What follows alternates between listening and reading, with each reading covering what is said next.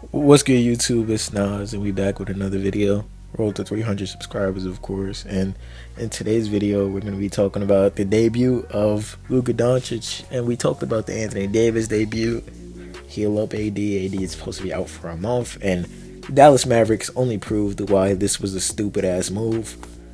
Gaffer got injured. Lively is still hurt, so now they're left out. They're left with no big man except for Dwight Powell, and I'm pretty sure if you're watching this video and you know basketball, you know how bad Dwight Powell is.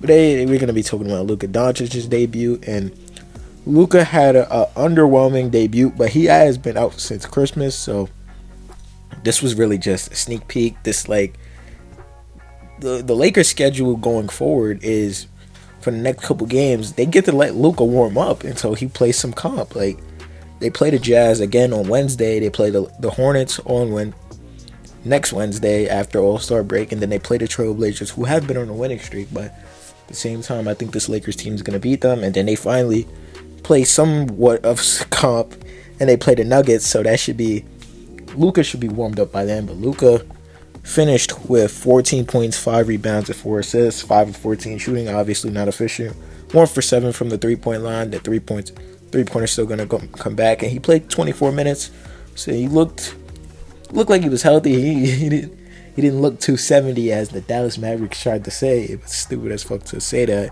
And they keep trying to find ways to make themselves sound smart in trading Luka, like saying we didn't see greatness in Luka with a hard worker, comparing him to Shaq, and that might have been the worst comparison ever, because Shaq literally says he wasn't a hard worker, and if Shaq was a hard worker, Kobe said he'll have fucking 12 rings. So you can't really compare Shaq to Luka. And the Lakers offense yesterday looked amazing, bro. I see it on Twitter earlier. Luka and LeBron were on the court per 39 minutes or per 35 minutes, they have an offensive rating of 139, which that passes the Thunder, who have a 129 rating I saw earlier. So it was justified, because the way they looked on the court, anybody that's saying they couldn't gel on the court is stupid. And then Austin Reeves, on top of that, he looked good out there like he did the last game when he had 45. But this Laker team is going to be promising. Yes, they don't have a center really. They're supposed to pick that up in the buyout market. We're going to see that in a couple days. And Doncic is still salty. I saw him on the bench. Like, he did not want to be there at all, but the league is investigating that trade. So whatever happens, happens. And if they get Dalton Connect back, that'll be another shooter to add. And they have their two-way player in Jordan Goodwin, and he looked good out there. He has 17 points and 8 rebounds, so he looked good in his minutes. He's bringing JJ something different. Dorian Finney-Smith could be a starter on this team, but Rui has been playing good, and Rui had 21 and 6 last night. And the only thing I seen with Rui, he needs to practice his catch and shooting, because he dropped a lot of LeBron and Luka's passes yesterday. Like, because I don't usually watch Laker games, but I'm gonna start to, because Luka Doncic, and I'm a Luka Doncic fan, so we're only gonna see Luka Doncic get better over these next couple games. And this was just a warm up, and it looks like LeBron got younger. Like Luka definitely rejuvenized LeBron's youth, because I kept watching the game like LeBron got younger. But LeBron finished with 24 points, 8 assists, and 7 rebounds in 29 minutes, and they won by 20, and they were up by like 40, 35. So yes, I know it's the Jazz. You can overreact if you want to, but we're gonna see the real outcome of this when they actually play some comp, and we're gonna see how they look against the Nuggets next week. And Jackson Hayes is going to get a lot of open looks.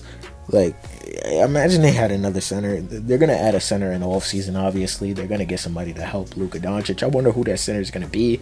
Didn't end up being Mark Williams, because the Lakers were scared of his injury history, and they're scared that he's gonna get injured soon. So they just resent the trade. I wonder if the Lakers are gonna lose out on something for doing that, or they're gonna implement a new rule, the Mark Williams rule, which would be crazy.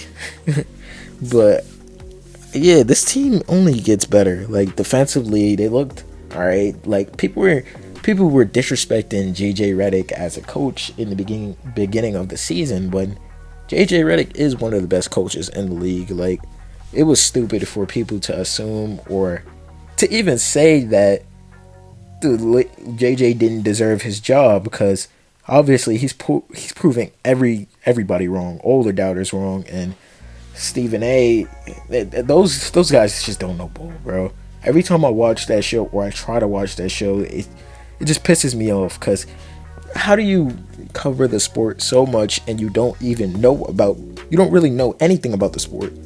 And right now, the Los Angeles Lakers have the 8th rated offensive rating in the league right now, and they have one of the best defense in the league. They're not telling me what's their defensive rating, but it's interesting to see how much this Lakers team is going to grow, because obviously we're not going to see this Lakers team at full potential till they obviously get some games under their belt. But yesterday looked great, and it's only going to be upwards from here. So I don't really know, because when you take LeBron James out and Luka Doncic can still cook, you take Luka out, Austin Reeves can still cook with Gabe Vincent, which I saw that Gabe Vincent is back, so that's obviously great for the Lakers too. And you sub out Luka, you get LeBron back, and it's crazy. And this gives LeBron more of a relaxed role going into the playoffs, when he can start trying again, because LeBron has never played with a superstar as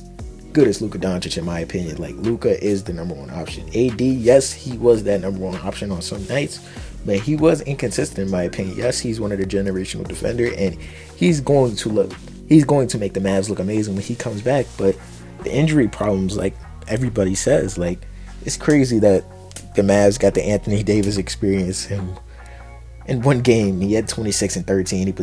He was dead ass dominating, and then he goes down, and that's what the Lakers couldn't use, because when AD goes down, the Lakers season would be in trouble, in jeopardy. Now they look like they don't really need AD at this very moment. Yes, they're not playing any big men. Yes, any good big men yet, but you're gonna see the offensive addition of Luka Doncic soon. So I don't think anybody should be complaining about getting Luka Doncic. So, well, why would the Mavs do this? It makes no sense. I'm still trying to wrap my head around it. It's been a week and a half now, so maybe y'all could do it better than me. But let me know how y'all feel about Luka Doncic's debut and the future of the Lakers. I got some videos right here. If you enjoyed this video you just watched, video on the right and video on the left, and click on it.